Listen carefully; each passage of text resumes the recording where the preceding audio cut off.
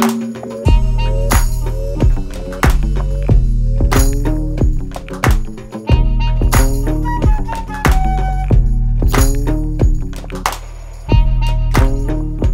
what's up, everybody? Ryan Greenspan here from San Diego Dynasty with another edition of At Home with Dynasty, or in this case, for today's episode, En La Casa con Dynasty with Arturo Andrade. Oh!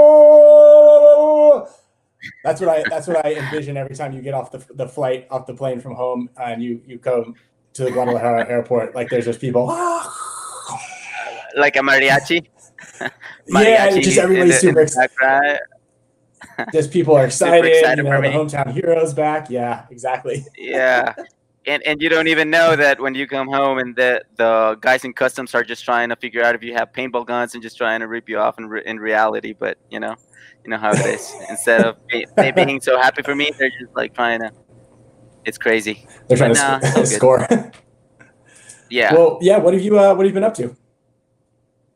Well, I have been going to my ranch. My mom has a ranch like an hour and 30 minutes from here, and it's a big, a lot of acres over there. So I didn't have time to go because of all the tournaments and all that. So with this quarantine time, instead of just being stuck at home or at the field, I get to go over there and work over there and just help her maintain again all the house that she has and the grass, and there's all kinds of plants growing everywhere, so you have to take care of those, and nobody's gonna do it if I don't go. I have cousins over there, so we play volleyball and have fun and all that, all those because they're also stuck over there at the ranch. So also I come here, I work. Yeah, that's what's so great about you is what I would envision the beginning of what you were saying was, it's, my mom has a ranch. I go out there, and instead of you saying to relax and enjoy nature and do this, you're like, and I have to work and I do this I cut this. You're there over there, like not using the time to go out there and be like, you know what? I just haven't been to our family ranch in so long. I just wanted to get some time and out of the city. You're going over there to help work. Yeah, I mean, honestly, we do both because there's a lot of things over there, a lot of projects, and it's a family ranch that I used to go every weekend, and my dad and my uncles used to have it pristine. Now, but when you go and you see all that grass, all that tall, you're like, oh shit. I mean, I want to relax, but I want to have it, in pristine condition so that I can just sit down and yes. So now it's good. Now we do go and just chill. At the same time, there's always work, like, oh, let's just fix this fountain over here, let's just do this again so that it looks beautiful again. And in the end, it's kind of comforting because you get distracted from all this chaos that's happening, so you just do something instead of just waking up at whatever time you want to do it. Just wake up, you have something to do, and then in the afternoon we play volleyball, we just drink some beers, whatever, and then I get to come also to the field, help my dad, because he doesn't want to go over there to the ranch because he has some chickens, which is crazy, that he is also a lover of fighting roosters. So he has a lot of he has like 150 small chickens in his place, in his house, which is crazy. He's like, oh yeah, so happy about it. I'm like, dude, you're crazy. And he doesn't want to go because he doesn't want to leave them by themselves. I'm like, okay, well, but that's going to end soon because he said breeding season's over, so... But he's happy going to the field, feeding the animals, and just being there. Well, so speaking of the field and you said the chaos of what's going on, how are things like in Mexico right now? I mean, here in San Diego, it's pretty relaxed. I actually just saw a really funny little compare and contrast about the differences of quarantine in California versus quarantine in somewhere like New York City. We can go outside, we can do whatever, we can kind of go outside. We just can't go to the parks. The beaches are completely shut down. The boardwalk's shut down. You can't even be in the water. So what's it like where you are? Honestly, it's also quarantine. I think a lot of people are taking this time to remodel. You can see a lot of remodeling in houses and stuff like that. People are still going to the street, but you can see a lot less traffic. There's a lot less traffic. Restaurants are open. The tables are separated a lot. A lot of restaurants are only taking to go the food and all that. It's just stress. You can see the stress in people. Also, like if you go to like grocery store, they're just allowing one person per party to go in and buy things now. Hmm. It's getting a lot worse, but it's also not very restricted, and a lot of people are not taking this as serious as another like everybody else. Sure. So you can see half and half. So I don't really know, and I also try to stay either at home or at the field, or I just travel to the ranch. I do Okay. go out. I'm not quarantined. So is your field's closed though, right? You own a paintball field. It is Just for those of you who don't correct. know, Arturo owns a very successful paintball field that I've been to a handful of times over the past several years. Pretty cool field. You also run the MXL, which is the largest, I'd say largest South America. I mean, I know you're not South American, but like the largest outside Latin of American. in Latin America. There we go. League. Yeah. Yeah. I mean, it's a lot of fun to do both. I have my field. It's closed right now. I was Mhm. having some soccer games on closed doors for friends that used to go every Sunday until like a neighbor rat me out and sent like police and people to make sure that I wasn't opening. So I'm really like closed right now. Okay. The league is it's also very sad that I will have to postpone my second event, which was reprogrammed for May. And just Hmm. today, I think I think even the president or uh, the guy like in the OMS, basically in Mexico, Yeah. will just said that it will continue the quarantine until May 30. So basically, I would have to Oof. postpone that second event also to the third, which will be July. It's a bad Hmm. news, but I was also considering since yesterday because I didn't see this going to be open to public for in a couple of weeks. So it's it's just what I have to do, I guess. You know. Yeah, and I mean that's absolutely right. I mean, we're hoping that the Virginia event is still going to go on. I mean, Marcelo posted something today, and I didn't, or yesterday, I didn't even really realize it. I know that the Dallas event, or the Austin, Texas event for NXL would have been in 2 weeks from now, or In three two weeks from weeks. now. Yeah, in Yep. 2 weeks, and yesterday would have been the layout release. Uh, I almost want to ask Trozen. I want to like just say, be like, can you just send us what it would have looked like so we can all just kind of play paintball in our head? Yeah. And maybe I will reach out to him for that. Uh, we're, are you still even like, have you snuck to you could go play paintball by yourself, like do some drills and practice and stuff? No? Correct. Yeah. Yeah. Of course. Have you, And I'm actually trying to do that. Yeah. yeah, I I either mean, you have got like to go ahead. sorry. So yeah, I mean, if I'm not going to the ranch, I go to the field. I mow the grass so it's pristine. Right now, I'm taking advantage of not having the bunkers on the grass, so that I Hmm. have to put whatever the grass needs to be in pristine conditions, and then I can practice there. And I'm so happy to be able to continue to go to my field and do some drills. And if, like you said, if you're able to get the layout, then you put it on and maybe do some drills and figure out lanes and do what you can in your mind, at least, and what you thought you would have been able to do on the field. So Yeah. it's a And I good mean, idea actually. yeah, and that's one thing. And I think it would just be fun, just so everybody, that paintball strong initiatives going on, just to keep paintball thriving in the front of everybody's minds. So you're always Yeah. thinking about paintball. But even for you, that's one great thing about I've always loved is you're able to go to the paintball field quite often, and mainly because it's your job outside of your, that's your main job.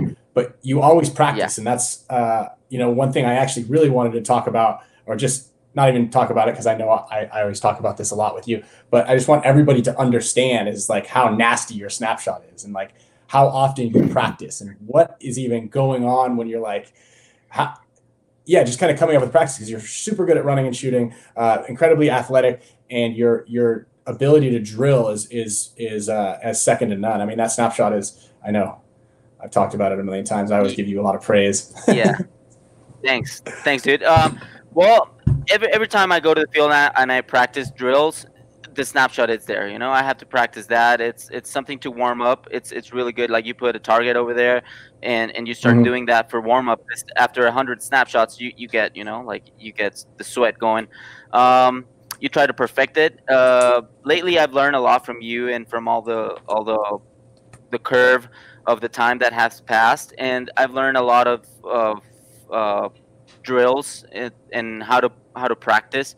So what I do is I video myself, and then I see it every time I'm in a plane, or every time I don't have like internet, or Mm-hmm. I just see the video and see like, oh, I should have done even after like doing it like 2 or 3 minutes of snap shooting. I go back and I see the video and I'm like, okay, this is not good. I'm look, and then you can work on that and just perfect it and do it as fast as you can or as accurate as you can. A mistake that I used to have before going pro was I always try to be fast. It was not about precision. It was more about being fast, and I see that a lot in a lot of newer players, that they just try to do it, think like snap shoot super fast, but it's nowhere to be found, that the paint, So Mm-hmm. it's now I learned to do as fast as you can, but it also has to be accurate. So that's something I've been trying to work on, is to make it as repetition. The repetitions has to be over and over, and hitting the target as small as possible. And that's the way I've been developing that snapshot. I thought it was everybody's snapshot. I thought that was the way to do it, until everybody's like, no, you do it like super fast, or do this, and it's like, oh, okay, well, it's different, it seems like. So yeah, Yeah. Well, I mean, there it so is. I mean, I was just watching. Here's a couple. Just this was in Chicago. Chicago. Yeah. I mean, this one's crazy. This you jumped Correct. over the top and shot. You had Keith's number there. I think Keith should have got a little bit of a penalty on that one, but you shot him there, Yeah. and I think you got him again right here. Yes. Same idea, And this. and basically, yeah. Go ahead. Sorry, I need to give you a little bit of props on this one. I practice this snapshot with two balls a lot in my field, like tack tack tack tack tack tack, trying to practice two balls, because doing two paintballs in one snapshot and do it fast, it's really hard for me, at least, because you have to time it. If you do two, you go out, you shoot one, but then the second one sometimes goes into the bunker. You have to time it where you have enough time to have two paintballs out of your gun with precision. So this time I shot Keith with the two balls, which was fucking amazing. It was the first time.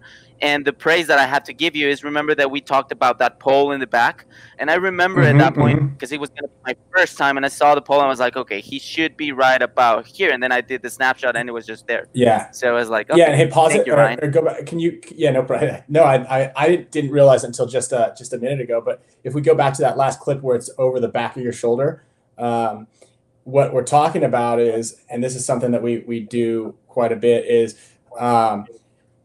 we were talking about, like, look exactly where the edge of the bunker is in relationship to kind of everything in the background. So if you look right over the top of Keith's head, I mean, you jump over the top and shoot him, but over the top of Keith's head, there's that pole. You can see that pole line that goes straight up, and that's what we were looking at. Remember, I remember kind of like, it wasn't anything that was on any of our practice fields, but that's something that we always kind of like, you got to find any little thing that can give you an edge. And I think that definitely helped here. But another time, which is funny and awesome again, because I get to see you do it firsthand, is you can see right where that pole's lined up. Bam. Yes. In Vegas, and actually I think this is the point too, is I died relatively quickly on this point. And I remember I was walking off the field after you had shot, not this point, another point, after you had shot a guy down the tape. And I not only overheard the refs going, my God, did you see that? But I think he came up and told you, he was like, man, Arturo, I've only ever heard about like this one right here. This one. Like, you just shot him right there. Yeah, I did. Like, that's insane. It's crazy. It is so funny that when I posted, and then I was like, I'm gonna do it, and I'm gonna do it as fast as I can, because I'm not sure if he's there or not, but I was just like, in my mind, I thought he was. I did it so fast that I wasn't able to see if he was there or not, and then I just saw the ref like go like this, and I was like, oh shit, I just made it, like. And I practiced that a lot also on my field. I put a cone because I knew that was going to be one of those scenarios where you have somebody post it and you might need to get that shot on the guy. So I practiced it and practiced it and practiced it. And the thing about practice this is that you have to do it on the first one, you know. So when I made it as fast as I did it and shot him, and he even looked at the ref like wait, am I hit? Like what happened? Yeah. And he came after the game.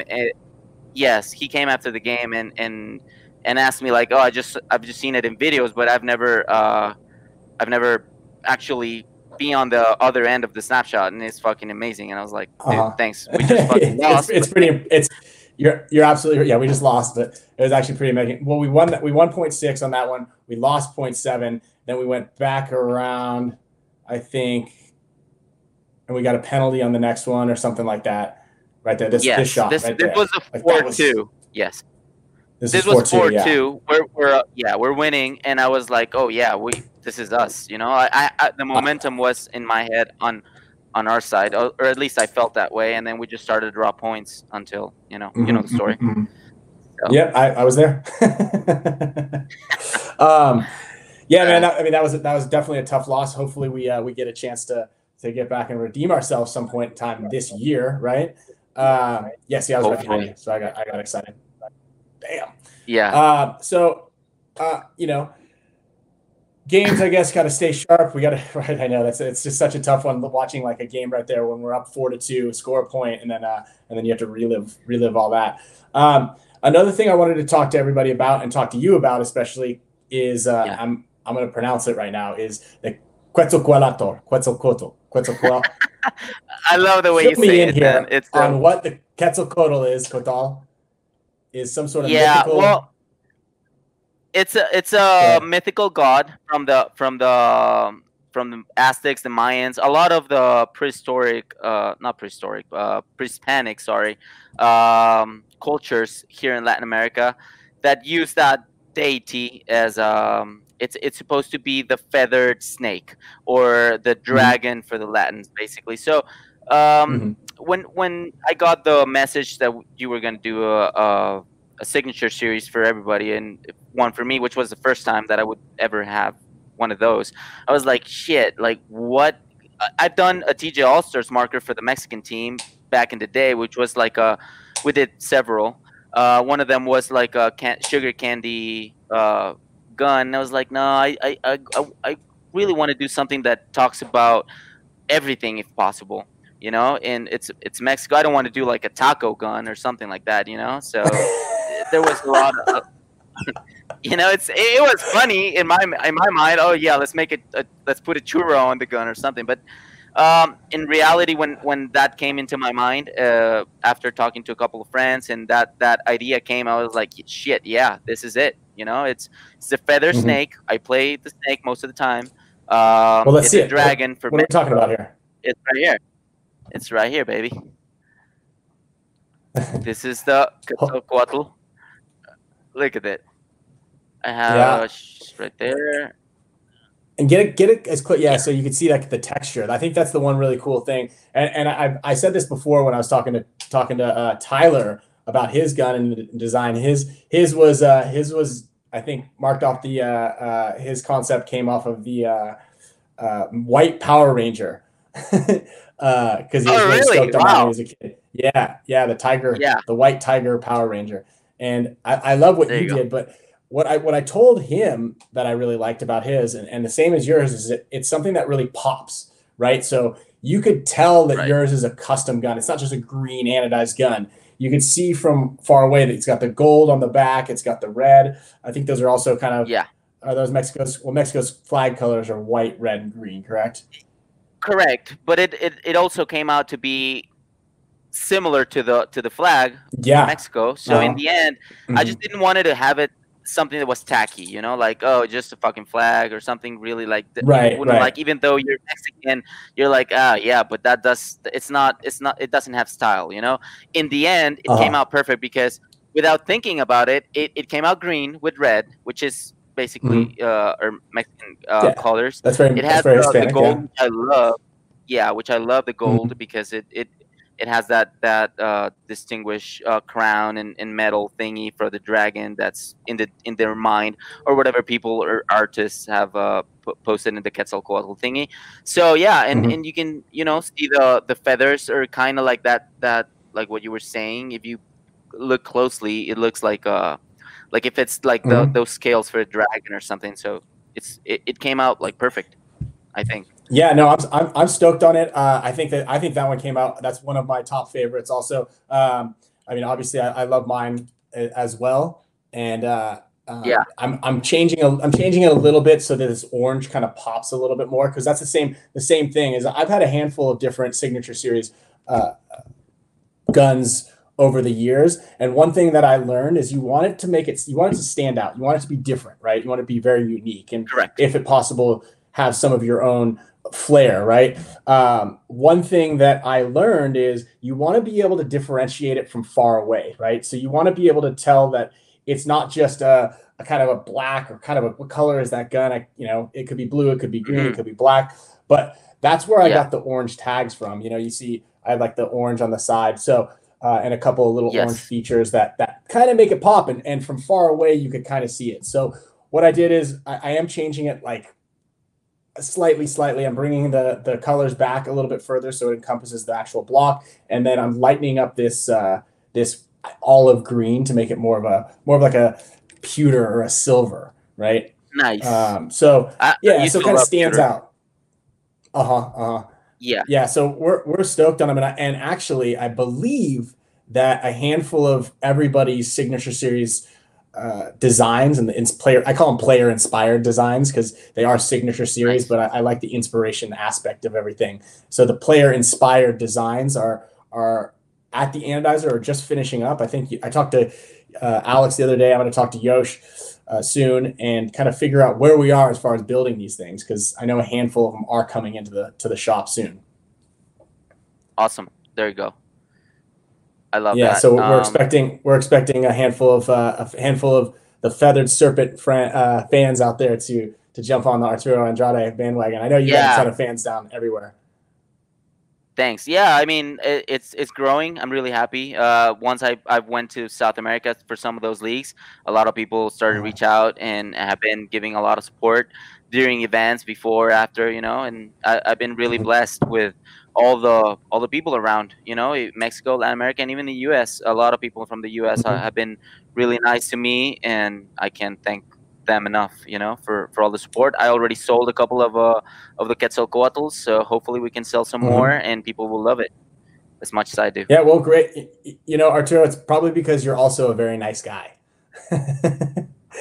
But try to be. It's also because you have accomplished quite a bit, and I think it's pretty cool. And I'm stoked to have you as a teammate. You're a pretty cool guy in my book, also. Thanks, dude. I'm really happy to be a part of everybody's, in the team. It's a family, and I've been really blessed with all this that's happening for the last couple of years. So couldn't be happier. Just can't wait for this thing to go away to start playing again.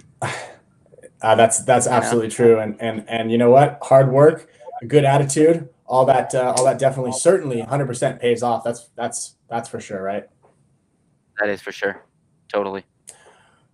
Well, stay positive. I hope to see you very soon. Hopefully our next event together is the NXL event. Otherwise, our next event might be actually defending our ICC event championship. Wow, there you go. Yeah, True. yeah, Can't wait for that. So the 10-man event. Yeah. So hopefully we see everybody in Richmond, Virginia at the NXL event. If not, we will see everybody at the ICC 10-man. Otherwise, I might see you in Panama, or else I'm just going to be looking at my computer screen indefinitely. Jesus Christ. No, hopefully that's not the case, and we're able to see each other. I can't stress enough that people need to stay positive, stay at home if you can, and just hold yourself until we can go out and play paintball together again. All right, Arturo, thanks a lot for coming, and we'll see you together soon.